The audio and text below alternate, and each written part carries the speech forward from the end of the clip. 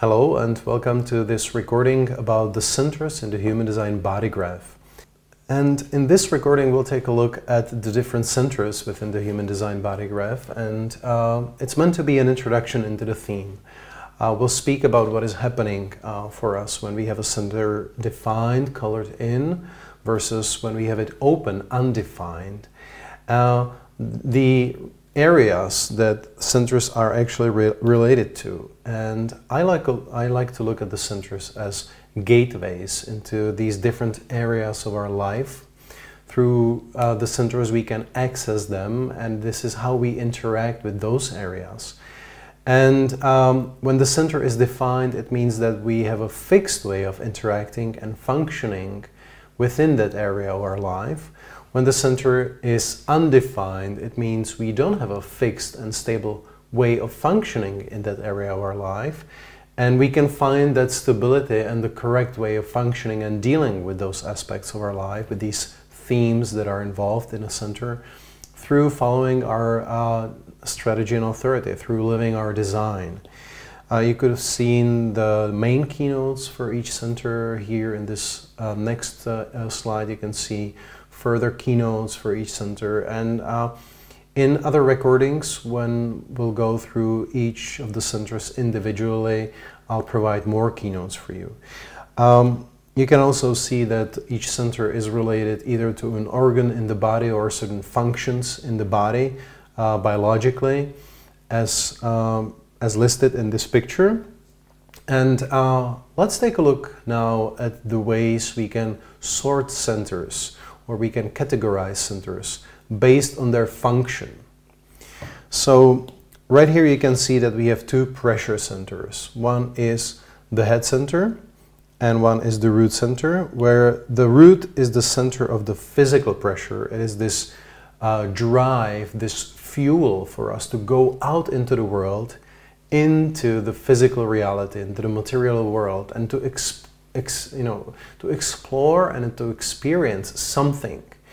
As we go out, we are bound to become aware of certain things. We are bound to go on a journey that hopefully leads us to maturation, to growth, to empowerment and development in different areas of our lives. And all of that is this primal push, this driving force behind that is the root center. More on the root when we actually speak about the root center in the next recording. The head center is the pressure that comes from our mind. It's the psychological, it's the mental pressure. It is the pressure that makes us think. This is the starting point of the thinking process, the fuel for thinking, so to speak, where we are pressured to come to grasp with things, to get something, to understand something, to come up not only with questions but also come up with the answers. And all of that is happening in the head center.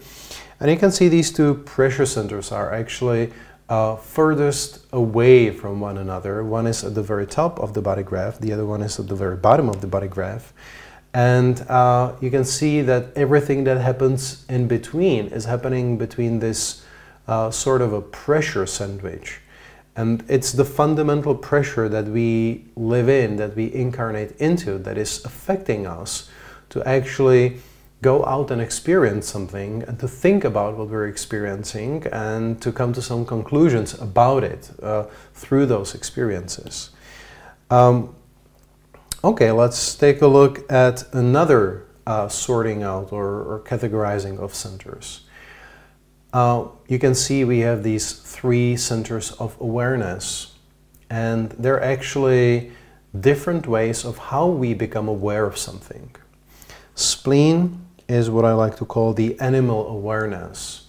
It's the most ancient of those three centers of awareness. It is about fears, it's about survival, it's about health, it relates to the immune system.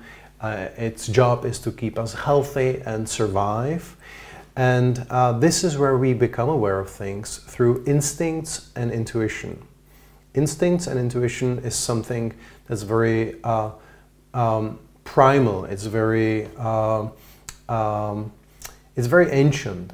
It's something that we share, actually, especially instinct. It's something that we share with other animals, with mammals.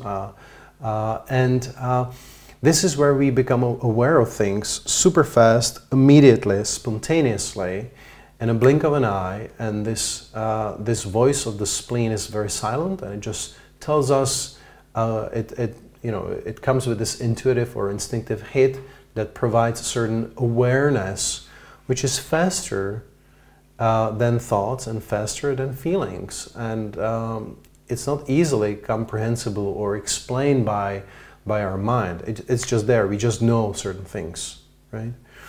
Then there is the Ajna center, which is the second oldest center of awareness. It came onto the stage of human history tens of thousands of years ago. And it is where we become aware of things through thinking. This is where we think, actually. This is where we get things, where we come up with opinions, insights, thoughts, ideas, and so on. And so this is where we become aware of things intellectually or mentally. And then we have the solar plexus, which is the youngest center of awareness. It is the center of awareness that only came about and started existing since the moment when we began to be born with 9 centers. As human beings, this shift, this evolutionary shift has happened in 1781, and from that year onwards we're being born with 9 energy centers instead of 7, and that's when the solar plexus actually was established as this awareness center. And this is where we become aware of things through feelings. Now, we're still in the process of establishing this youngest awareness center as a fully functioning center of awareness. And that process can be completed by 2027, which is the time when the Pluto will be exactly in the same place in the wheel, in the mandala, where it was in 1781. And after that, and from that year onwards, certain people, not all of them, some people will be born with solar plexus as the fully functioning center of awareness. That's according to the theory that Ra was given by the voice. It's not necessary to dwell on that. It's just a side note for you to know that what we're experiencing currently as emotions and feelings and desires and passion and so on is still a raw way of functioning with the potential of this center of awareness being much more refined and subtle. And in any ways, this is where we become aware of things through feelings. Again, more on these centers in their respective recordings. We then have 4 motors. You can see that sometimes this overlaps. Root was the pressure center, but it's also a motor. Solar plexus was the center of awareness, is a center of awareness, but it's also a motor. Well, the strongest of the motors is the sacral. It is the source of life force, life's energy, sexuality, sexual energy, which is one and the same. And it provides us the energy to connect with something and to build and to do things. Everybody who has this center defined is by default a generator. 68 or 67% of the people in the world have this center defined, are generators, and have access to this force, to this powerful motor. Okay, and we have the root, which is related to adrenal glands. It's related to physical pressure, and it also provides energy. Motors are sources of energy. All these 9 centers are energy centers, but motors are sources of energy. They give off energy. Here it's the fuel to go out and to experience something. Solar plexus, with its emotional quality, is another source of energy. We know that emotions can be powerful drive, powerful motor actually. And so it does give off energy as well. Like the ego, just like the ego, of course, every motor has a different energy that it provides. In ego, it's the willpower to provide for oneself and for one's tribe on the material plane, and just make sure that we have enough. It's the willpower of the ego which is here. Then we have the center of identity, which is actually in the very heart or center of the body graph. As you can see, it's right in the middle. It actually is located physically in the middle of our chest, in the sternum.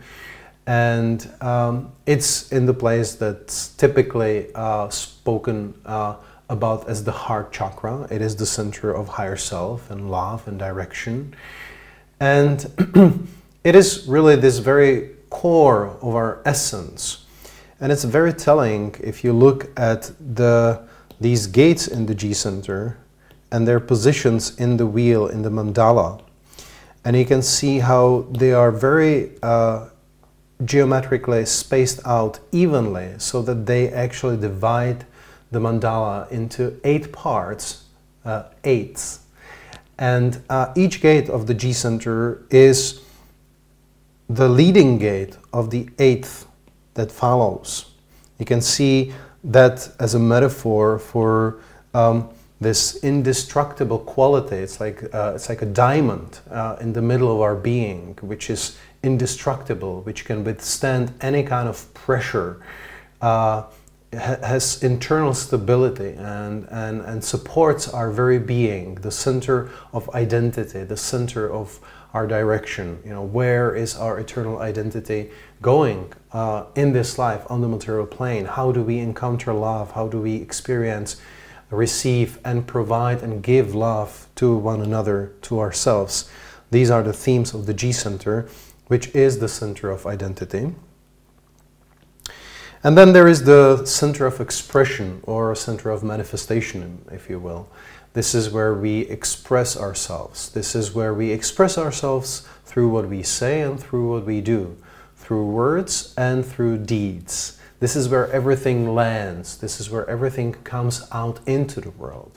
So whatever we think about, and we have this pressure to think, that is being then translated through the center of awareness, which is the ajna, to some concepts, to some understanding, some ideas, insights, opinions, right?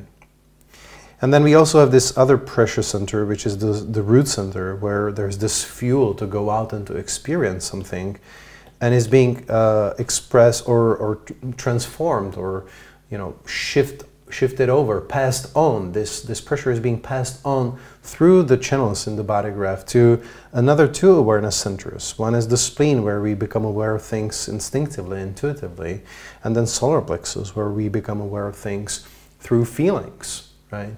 So you can see that we have these pressure centers that are exerting pressure on us to actually become aware of something through different ways of how we can be aware of that, so that the pressure is actually then passed on to the throat center.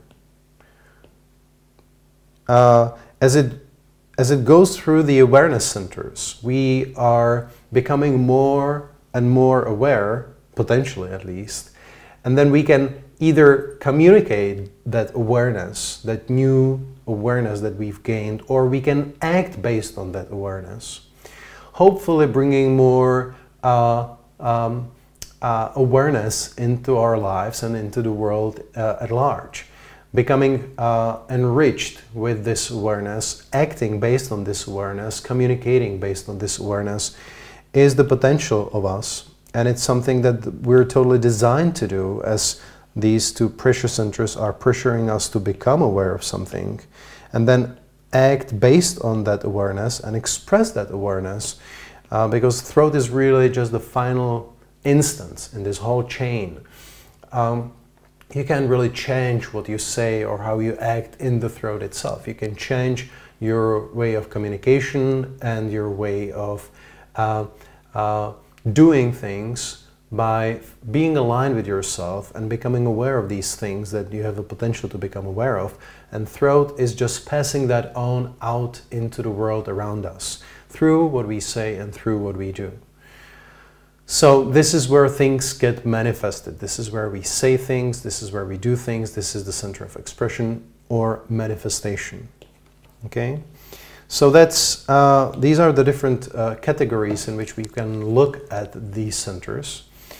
And there is another important piece of information, that is that in most charts, 98% of the charts, there is one energy center in particular responsible for making decisions.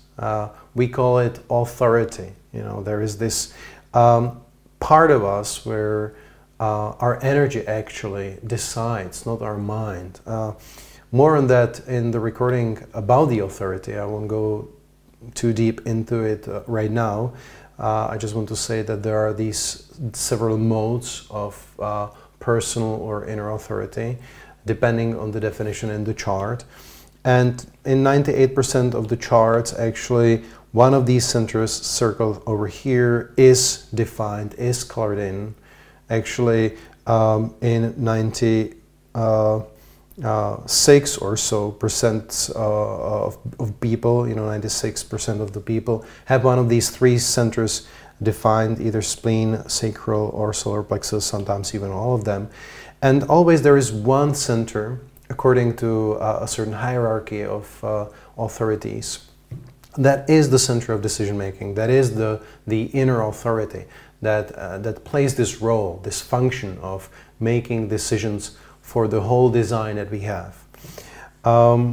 Yeah, so that's just a side note, that besides all these functions that centers have and all the different ways they can be functioning, being either defined, colored in, or undefined, open, wide, there is also this fact that one of those centers, in almost all the charts that you see, one of those centers is energetically where we make our decisions, where we come to our decisions, energetically. And it's always the defined center, one of those that are defined. In looking at centers, we have an opportunity to go over, again, over the topic of definition and the openness, and the wisdom and potential conditioning which actually happens in the openness, topic that I've spoken about in the first recording of the Living Your Design course, the Introduction to Human Design. But here we can go into it somewhat more or deeper, and definitely when we speak about each center individually, that's where we'll really go into it. So to speak a little bit about definition first, you can see that this is actually the same chart on both sides, on the left and on the right. You can see they're the same design, but what happens on the left is that the definition is highlighted. Everything that's part of the definition is highlighted. Definition is the series of defined centers and the channels that are connecting them. So you can see that the definition, you can look at the definition as the island of stability within the ocean of life. Okay? We're surrounded by all kinds of things that are entering into us through our openness, where we're open, and not just the centers, but also particular gates and channels that are open, undefined, white in our chart. This is where we take things in very deeply through our openness. And the definition is that part of us which provides stability so that we don't get distracted too much. I mean, there is also a chart of a reflector which has no definition, and yet also the reflector can find a stability in the way they function. I'm not going to talk about that here, just a side note. But definition, which happens to be in 98% of the charts, roughly is, or 98.5, is the island of stability within the ocean of life. This is where we have a stable experience of the centers that are defined and the stable way of functioning as who we are, as ourselves, in those particular areas of our life. For example, in this chart you can see the splenic center being defined, and since spleen is related to the issue of health and survival and immunity and instincts and intuition, this person has a very fixed and stable and reliable way of staying healthy. Namely, they should follow the very first intuitive hit or splenic awareness, which is, intuition, instinct, or this spontaneity, which is related to spleen as well. And that's how they stay healthy, and that's how they actually make decisions, because in their chart this is the center of decision making. Now, how exactly do we function in that area of our life which is represented by the defined center? Because I'm saying, if the center is defined, and if each center is related to a different area of our life, it means we have a fixed and stable way of functioning within that area of our life. What does that mean exactly? Well, we can look at the definition, specifically the gates that are activated in the defined center, and that's the specific way of how we function in that area of our life in a fixed and reliable way. Okay, we can describe it, but we're not going to go into that here. What's actually happening with the openness is that we have the potential of establishing healthy relationship with the openness in our chart. Primarily, the openness is what we're looking at. This is what we're filtering for. This is the place where we meet other people, where we meet the world at large, where we get access to all kinds of things that we do not have on our own. This is where we're very open, and this is where we go to school in life. The openness is where we go to school in life, okay? But through this openness, we also typically tend to be conditioned, typically as children, sometimes even before the birth, during the birth, and in the early years of our lives, in these formative years.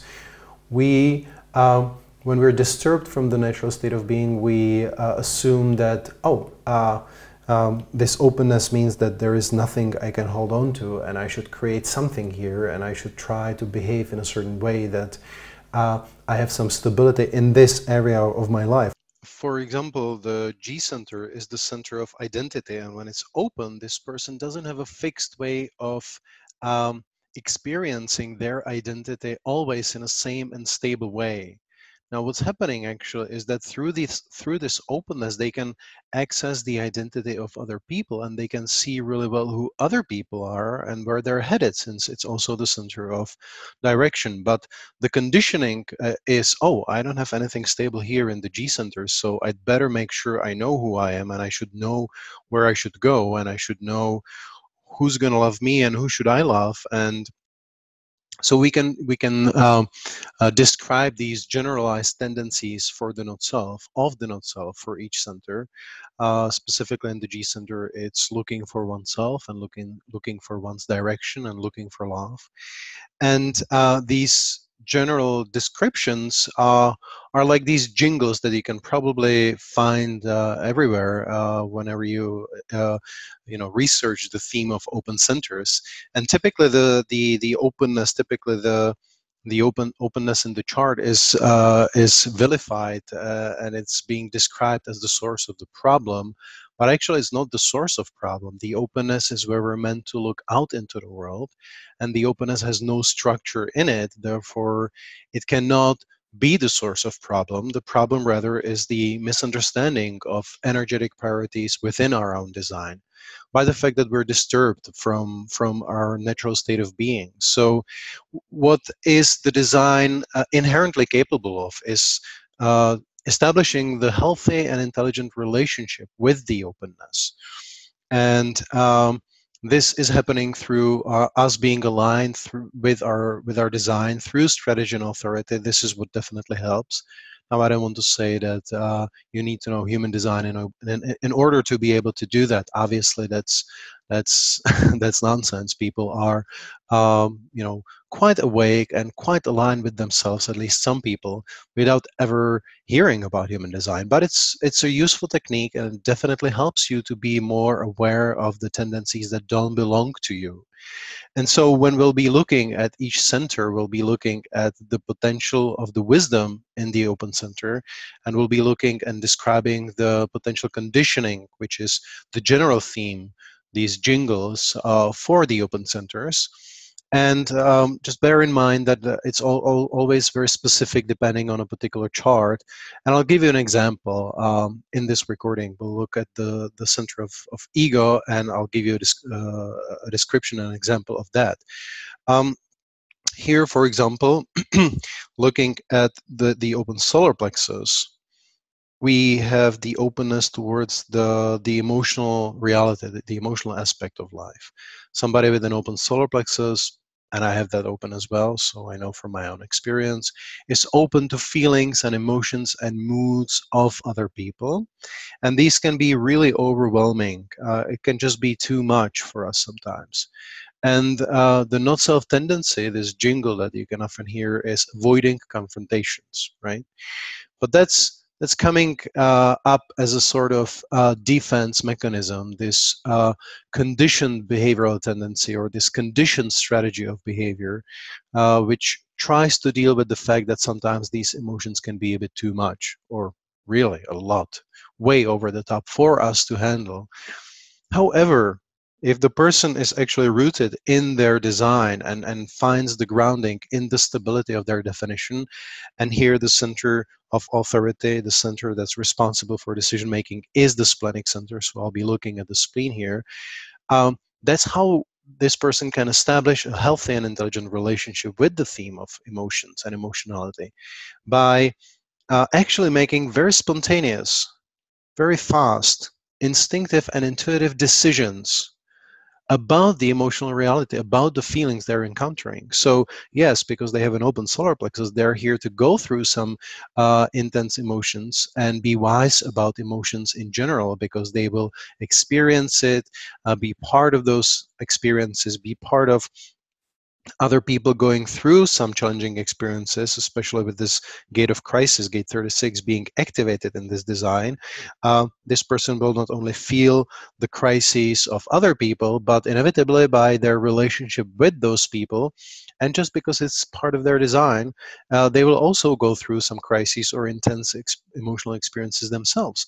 However, when they're feeling emotionally charged and overwhelmed, as they can be through this solar plexus, the challenge is not to make a decision that's emotionally based or based on their moods or desires or whatever, but actually make very clear-cut, dry, totally unpassionate, cool, very clear-cut, spontaneous, instinctive, and intuitive decisions whenever they're encountering the emotional reality, not only in that case, actually in everything in their design.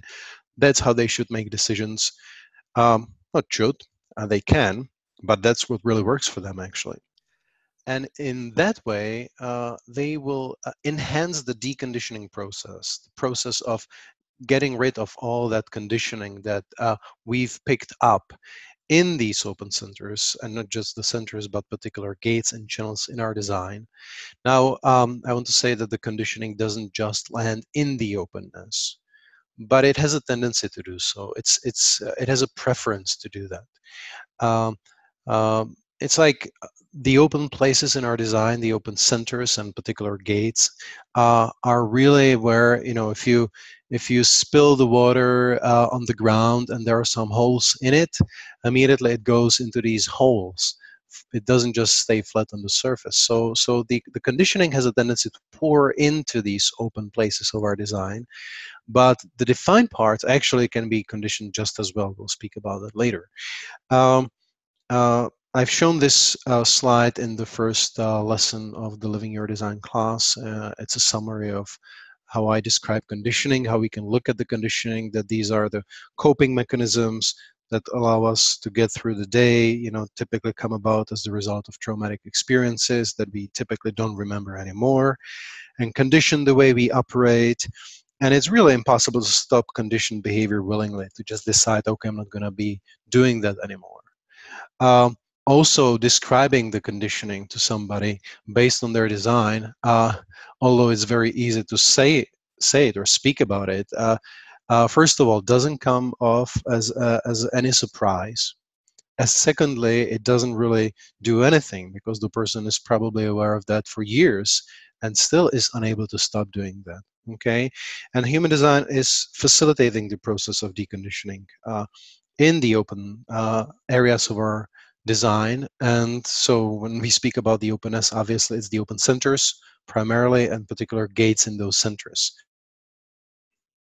Now you can see in this chart that I'm using as an example chart that, for example, this person has an open center of ego, and the ego is about the worth, the value of things. How do we make it on the material plane, and how do we survive in terms of being provided for, having enough to eat, having a place to sleep, having some warm clothes, and so on.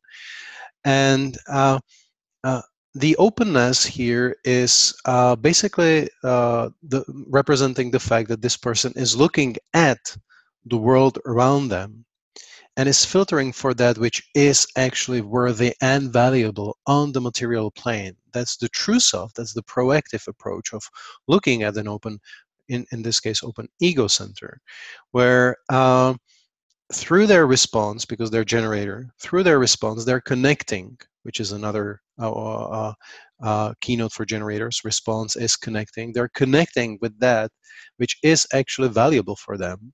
And so although they do not have stable and consistent access to their willpower to express this courage in the gate of shock, which they have, which is something very important because it's the personality sun in their design, it's the gate of shock and arousal. It provides this quality of being, first of all, being able to handle shocking situations. On the other end, there is this boldness, this courageous quality to the gate 51, which means that this person is probably also courageous enough that they're shocking other people around them.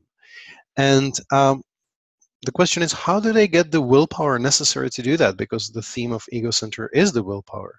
And it's such an essential part of their design. It's their personality sun. So it's something that's obviously a part of who they are, but they only get the access to this willpower through response. If they connect, if they follow this voice of truth within, this inner authority of theirs, the sacral inner authority as a generator, through response, they are connecting with that which is valuable, and they have the willpower necessary to be courageous and to withstand shock and to maybe shock other people by doing that, right? So although they do not have it defined, it doesn't mean they have no willpower. Obviously they do have willpower, but the willpower is available to them only when they're functioning according to their design, because there is no stability in the openness. They cannot lean on a particular way of expressing their willpower, using their willpower just because they would like to, but they have access to it through response. They basically,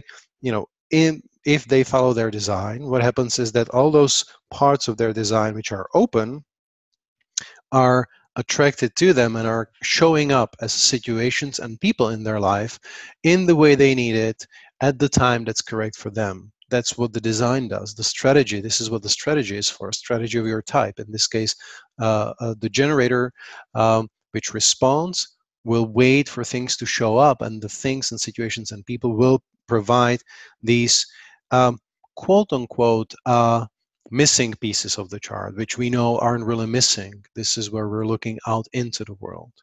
Okay, in a similar way, as we're looking here at this chart of an emotional projector, it's somebody who is, as a projector, waiting to be invited. That's their strategy. And the invitation, and in particular their emotional clarity about the invitation, because they have an emotional inner authority, solar plexus is defined, will determine whether they should accept the invitation or not. And if they accept the invitation and it's the right kind of invitation, again, they have the willpower necessary. So what happens is that they're connecting, they're accepting the invitations to that which is valuable, and as a result, they're living life of value, of worth. Same way as the generator chart before. Even though they have an open ego center, it doesn't mean that they're not worthy enough. It means that they'll only do things which are valuable for them when they follow their design, because their mind doesn't know, our mind doesn't know what's valuable or not, but our authority knows.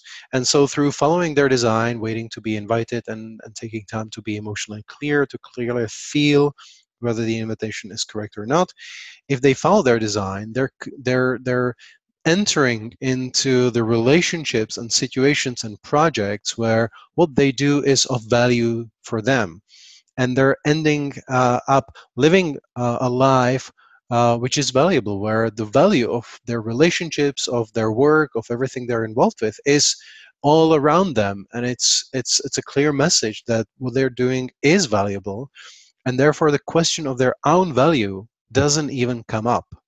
It's the conditioning of wanting to prove one's own value in the ego center, especially when the ego center is open, but very easily that can be the case also for somebody with a defined ego center. It's the conditioning to prove their own value. But by following one's design, the value of their life and the value of their relationships and work is apparent all around them, and therefore the question of their own value isn't really coming up at all. It's not really a relevant question. It's not that, oh, I know my value. That's not even the point. The point is that they're looking out into the world, and their design is saying to itself, okay, if you want me to be part of that, you'd better prove to me that this is worthy of my time, that it's going to be valuable for me, which is a complete turnaround from the conditioned way this can play out, which is, oh, I want to prove to you that I'm good enough, that I'm worthy of your attention, that you should be inviting me, or that you should want me to participate in this process. Proving their own value is a complete turnaround. In this complete turnaround that comes about as living their design is actually, well, if you want my attention and my energy, you'd better prove to me that this is worthy. Again, it's not something that we assess or determine through the mind. The mind doesn't know. It's our design that does that. In the generator's chart, it's through its sacred response. In the projector's chart over here, it's through their emotional clarity. So, since we've already started, let's take a closer look at the ego center, and let's use it as an example. And I'll really go in depth to describe the ego center the same way that I'm describing all the other centers in the other recordings.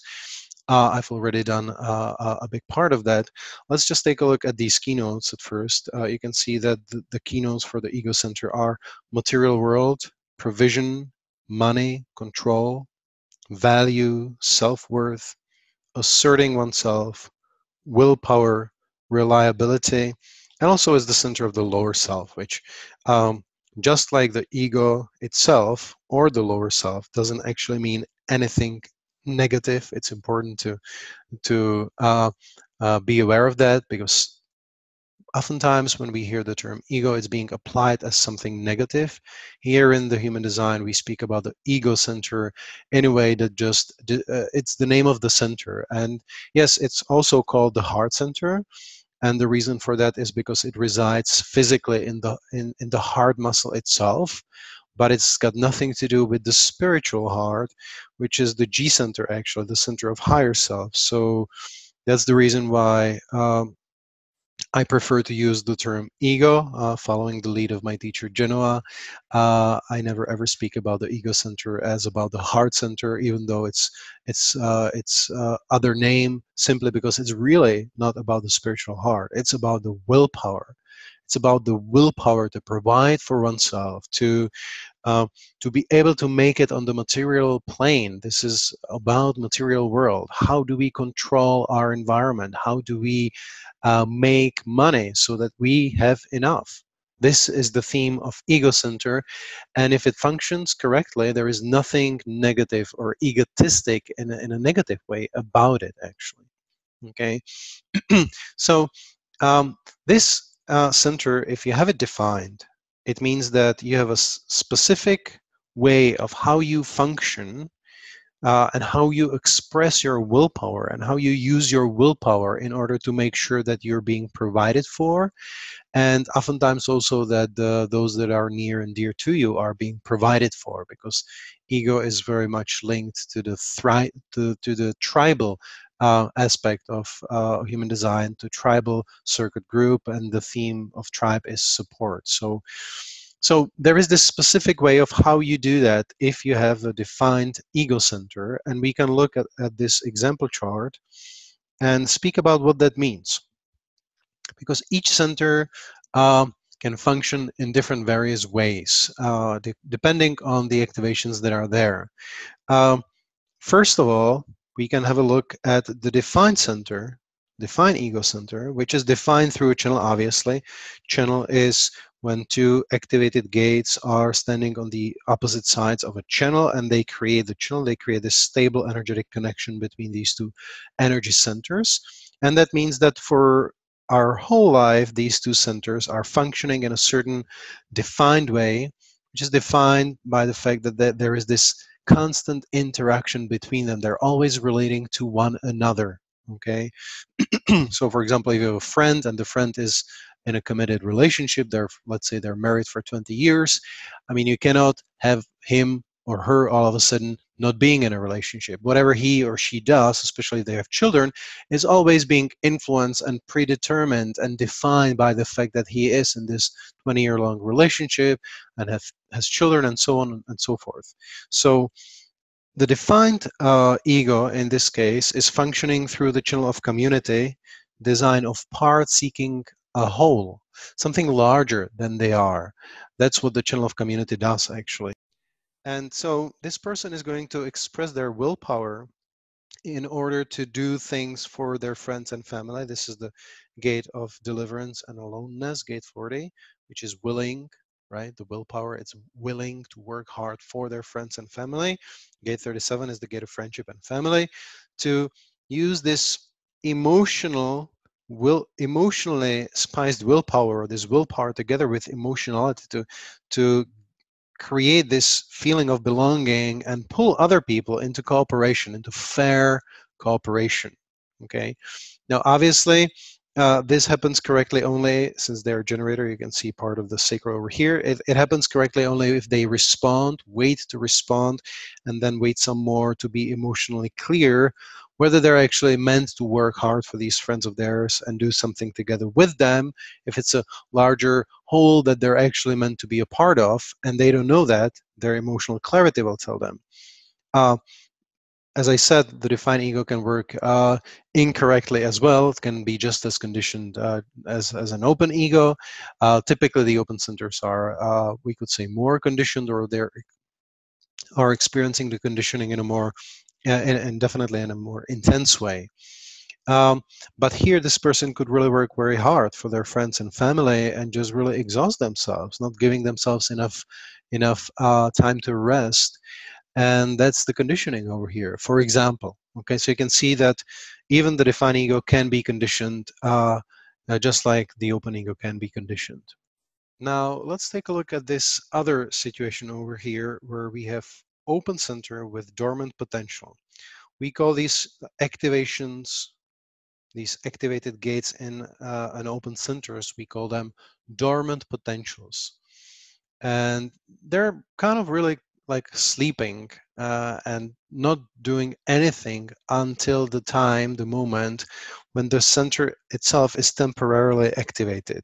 Now that happens either through a transit, because somebody provides gate 45 on the other end of the channel, or so it can be a transit or a person, or they can meet somebody who has a defined ego center in and of themselves. And basically what I'm saying, it happens all the time as soon as they walk out the door, typically also a lot of the times at home as well. What happens is that this dormant potential over here, in particular in this case is the gate of control, is something the person has access to and can potentially have the willpower needed to establish control over their own life. This is what it's about, to be in charge of their own life, to be in control of their own life, of the material aspect of their life. It's something that's really important for them. And yet, they only have the willpower necessary to apply this control and to be in control of their own life when they function according to their design. And it doesn't matter if it's a projector, reflector, manifestor, or generator. When they follow their design, they have the willpower necessary to be in charge of their life, at least of the material aspect of their life. Okay. However, they may tend to um, uh, do things that are incorrect for them, right? Obviously, based on conditioning, and get entangled in all kinds of situations. And what happens is that the conditioning of the ego center is to prove one's worth. And so what can easily happen is that when they feel that they're not in control, or they experience they're not good enough, they try to control as much as they can in order to prove that they're good enough. I mean, that's not typically what happens consciously. We don't consciously say to one another, to ourselves, oh, I'm going to be doing this thing, I'm going to assume control so that I can prove to myself that I'm good enough. The tricky part about conditioning is that it's happening by large unconsciously. We're not even aware that this is happening. We're just facing the results, the resistance and the problems in our life that arise as a reason, as as the symptom of us being conditioned, right? So this person that actually needs to be in control of their life, it's part of their design, obviously feels a profound lack of control when they're functioning at cross purposes to their design. When they're conditioned by when they don't follow their strategy and authority, they feel very strongly that, oh, I'm not in charge, I'm not in control, and they think, oh, I need to be in control, and they try to push and really push just to be in charge, which, by the way, can happen to a defined ego as well. Just look at Donald Trump. He's got the whole channel 2145, and he's pushing way too far, exactly with that unrestrained willpower of his. Now, when they do that, obviously the things go wrong even more, and they're facing even more resistance in their life. And it's just a way for them to realize that, I'm doing something wrong. So, when you experience these negative feelings that are the symptoms of conditioning, where you feel yourself exhausted or frustrated or angry or bitter, depending on your type, or just not enjoying yourself, that it's a real hard work to do something and it doesn't give you anything, it's always an invitation for you to go back to your center and follow your strategy and authority. So yes, this person is designed to be in charge of their own life, but they get to express that willpower naturally without even needing to worry about that when they follow their design.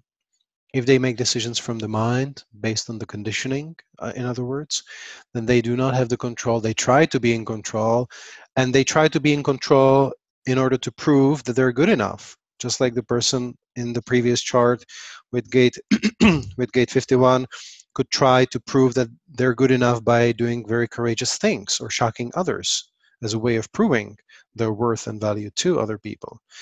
Now, so the potential is there for the wisdom to really see what's valuable and then have access to this willpower in order to be in control of their own life. And the potential is trying to prove their worth, trying to prove that they're valuable enough, and it doesn't work. Okay. I'll get back to this completely open center a little later. Let's take a look at this other slide, which I have over here. It is the slide about the conditioning theme of the ego center in general. As I said, it doesn't apply exclusively to the open center. It applies to the ego center in general. Yeah, and the conditioning is to want to prove oneself. Now, why is that the issue?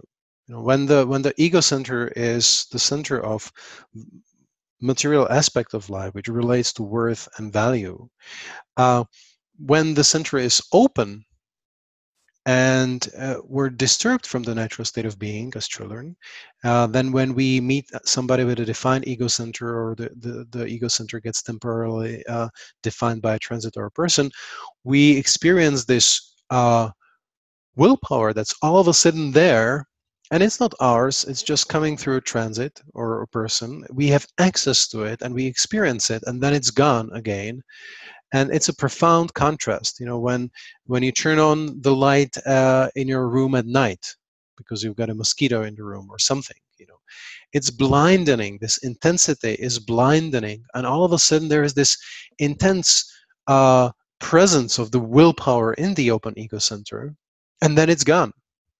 And when the person is disturbed from their natural state of being, when they're not aligned with their design, they naturally come to assumption that, oh, I'm missing here something. There is something missing, something that sometimes I have it, sometimes I don't, but I'm sure that I should have it all the time. Actually, the conditioning is literally trying to cement, and fill up all the whiteness in our chart so that there is nothing white. The conditioning wants to fill all the white places in the chart. So everything is fixed and reliable, like a stone, totally unmovable, and essentially dead. Okay, that would be the picture of death. Everything is defined, nothing's moving on, nothing's happening. Everything is defined, but we don't live, right? So that's the conditioning, to want to cement all the openness in our chart. Now, in terms of the ego center, because it's so much about willpower and the value of things and the worth and self-worth, then the conditioning is to assume, oh, I'm not valuable enough, I'm not good enough, I'm worth nothing, basically. And this conditioning drives people with the conditioned ego center, not just the open one, also the refined one, as I said. It drives them to this behavior which is all about proving oneself to oneself and to other people. And in this process of trying to prove that, oh, they're as good as the others, inevitably they go overboard and end up proving, oh, I'm not just as good as you are, I'm actually way better than you are. So that's why I put together this collage here, which, of course, there is nothing wrong with champagne and having money and enjoying a party and exercising and potentially even having a private jet. Why not?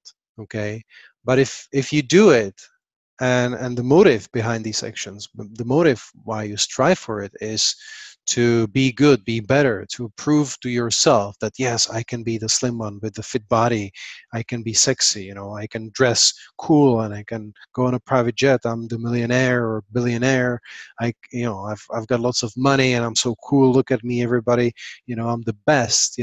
That's when it's a problem. And the ego is really, to a large part, running a lot what's happening in the world. And it's actually worth noting that in only a very small percentage of charts is the ego center the inner authority. It's maybe 1.5%, 2% of the people where ego is, where energetically we make our decisions. In most charts, it's not the ego center, it's something else. And so we need to establish this healthy relationship with our whole design, not just the openness, by deferring to our source of decision making, in most cases what we call the inner authority.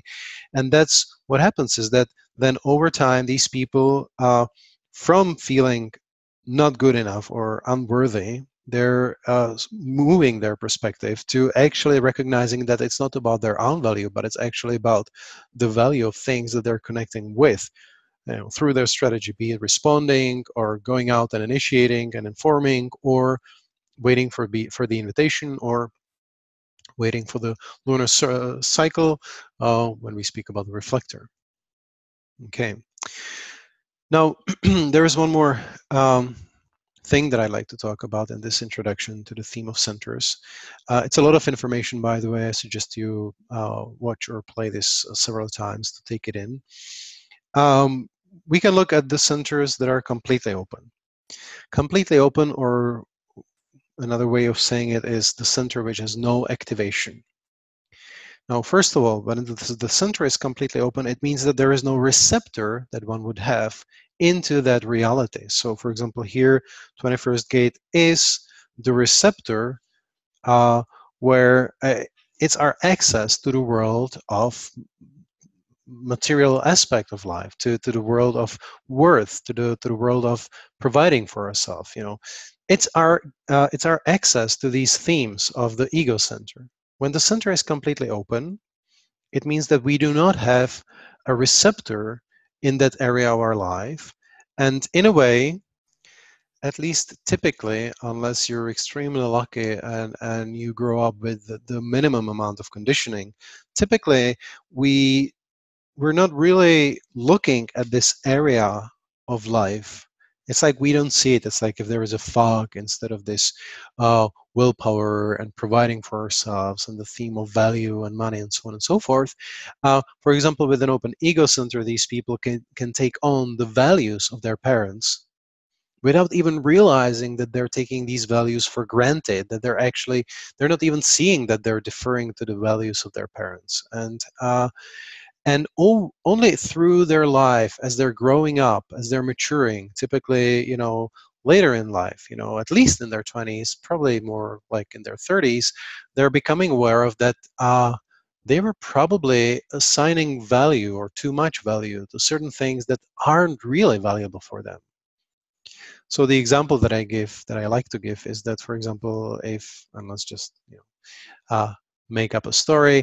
If your father had a silver car, with a silver color, and your whole life, you've had different cars as a family, but it was always a silver color, and you grew up, let's say you're a man, and it's like that if you're getting a car, it needs to have a silver color, and you don't even see all the other cars that are there that have a different color, and you're only filtering for the cars that have a silver color if you're shopping and so on. Until one day where you actually like another car, but it's not a silver color. It's maybe, let's say, black or blue, whatever. And you realize that actually, I don't even know why I thought that all these years. Why did I think, or why I thought that I needed to have a silver car only? I like this car, and actually, I like this color. So as you mature with a completely open center, it doesn't matter which one, you're moving typically from the place of being conditioned in that center, but not even realizing that you're conditioned in that center, to a place of being more and more wise about the theme of that center, the themes that that center represents, until you can actually, if you're deconditioned enough, if you're aligned with yourself enough, until you can actually become an authority, like a really big authority on that issue, because it's like you're watching a horse race and you don't own a horse and you didn't place any bet. You can be very objective at looking what's happening. You can see how other people are responding to the horse race. You can, and let's say you own horses and you've been on horse racers many times and you've been betting many times, and then you go to a place where you don't have a horse running in a race. You're not involved with that in any way. You're totally detached from the results, and you're just observing the whole thing. You will notice so much, because you have a free attention. You don't need, your vision isn't clouded by a precondition, which is the activation in the center, be it the defined center or the dormant potential. It's a precondition. But with a completely open center, or the center with no activations, you can ultimately become really wise about that that theme of that center. So here is a slide that shows the themes of these open centers that are completely open centers without activations. And you can see it's the evolution from conditioning that one is unaware of, to wisdom, potentially becoming an authority on the center's theme. So people who have completely open head center, for example, may not know what's interesting. However, through their design, through their strategy and authority, they will recognize that which is interesting for them. In the same way, as I said, with the open ego center, which is completely open, at first they do not know what's worthy or valuable, but through their response or through waiting to be invited and so on and so forth, depending on the type, they will align with that which is valuable. They don't know it intellectually, but their design is equipped and designed to recognize that and to go with that which is valuable for them. Okay, and so we're nearing the end of this introduction to the theme of centers. The following recordings will be on the individual centers themselves, where I'll go into more depth in the other 8 centers. I spoke about ego already here. And thanks for your attention, and I hope you enjoyed that. That's it for now. Take care and bye.